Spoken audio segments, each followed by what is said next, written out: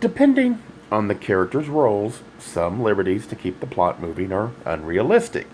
What I'm focused on is learned behavior, something you see over time. That is why I like series, because it starts to develop a character into a person and it constrains the writer into how the character can react. If you violate the spirit of the character, then you soon will find interest in the books will disappear. While the thoughts are inspired by the book, it does not imply the writer intended to inspire the thoughts I have. Chapter 6 was a nice way to show a day to day life.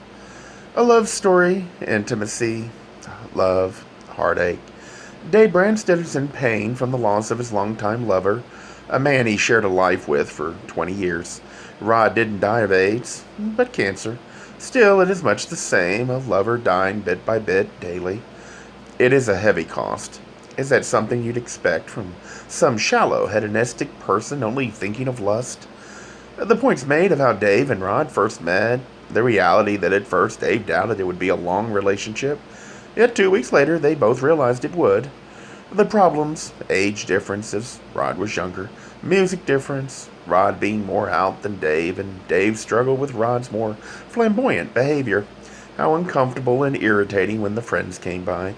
Dave tried to get Rod to be less effeminate, but in the end, he realized nothing could change that.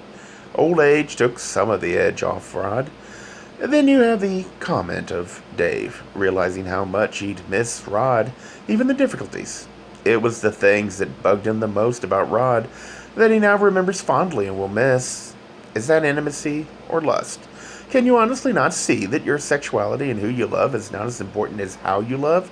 Even a normal couple have the wrong ideal. They focus on variety, lust, and soon just leave, never realizing there is more than just lust.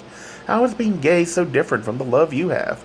Do you honestly think God would be more accepting of a shallow, straight relationship than the deep love of a gay couple? There are shallow people, gay, lesbian, straight. We all have dimensions, ability to grow and learn. While the thoughts are inspired by the book, it does not imply the writer intended to inspire the thoughts I have. The attempt is to start a discussion and get people to think about human behavior from the perspective of the closet.